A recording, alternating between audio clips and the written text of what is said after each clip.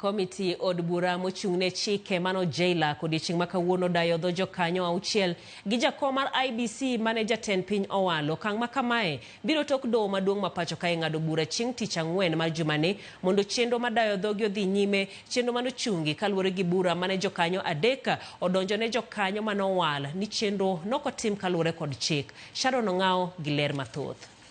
Will allow the vetting and approval of process in Parliament to proceed. Bang' yudo fungro kowuok kuom doho, gikone jokanyo abiriyo mane jatend piny owalo mondo ta duol mar yiero mar IEBC ne oda dhoge.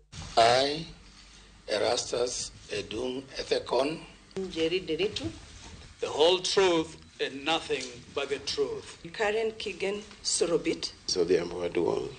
Erastus Edung Ethekon mane owal kaka jakom mar IEBC nobedo rendi maliet bang' bedo jalno mokwongo mano dadhoge chenro no mano chakre saa 3 mar okinye.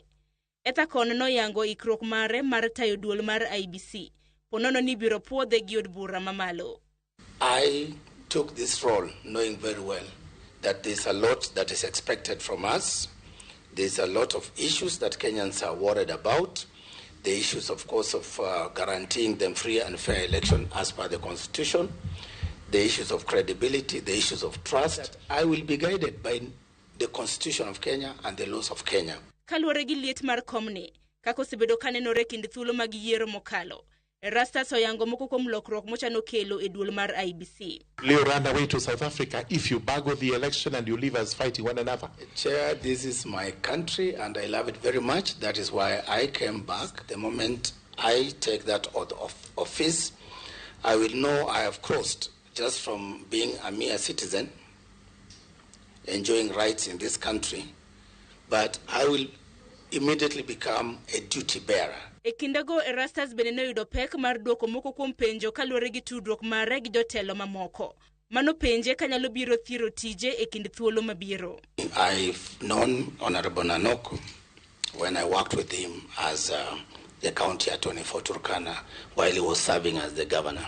Whatever the relationships, whether familial or friendship or people you have gone to school with, which I'm sure some of them are in this house, no man is an island. Kane dayo dhoge jokanyo mamoko mowal ka duol mar IEBC bende noyudo pek mar duoko penjo kaluwore gi ratiro e apise magisetiye ne ikruok mar tiyo e duolno.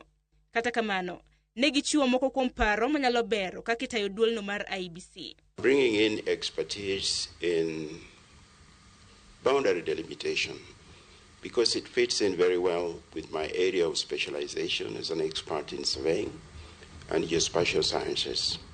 And that this is something I've done before. As has been alluded to here, I was very much involved in the work that brought forth the 290 constituencies that we have today. And I believe that I'm in a position to add great value in that respect. I'm also a team player, and secondly, I also am very well talented in negotiation, in mentorship, and also be able to mediate in circumstances where the problems will arise. We also need to start by, from the boardroom and requesting the chairman to do the gazettement so that we do voter registration, because it ought to be continuous, because that is also another way of securing Kenyan rights. Mr. Chairman, I am related to Honorable Junaid Mohammed. I am his brother-in-law. I'm a Kenyan and I qualify to apply for this position. And I did apply for this position.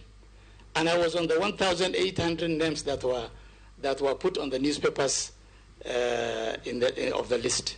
And I applied. My name was on the list of the 1,800. And there it is. All I see again is there's a list that has come out and there's an addendum that's come out. If, inshallah, we get this exercise through before we are time-barred, then something will be done. But I'm aware that there is active litigation out there, so we are not sure what time this may be settled. Chenro mar dayo dho jokanyo 7 mag duol mar IEBC notimore kaluwore kod ng'eto mar doho. Kata kamano, ponono puodhgi kod od bura maduong' mapachoka gibiro rito kapok gichamo muma kaachiel kod nying-gi pedh e gazet. Mano kaluwore kod bura mantiere e nyim doho. Sharon Ong'ao, Ramogi TV, Bunge Towers, Nairobi.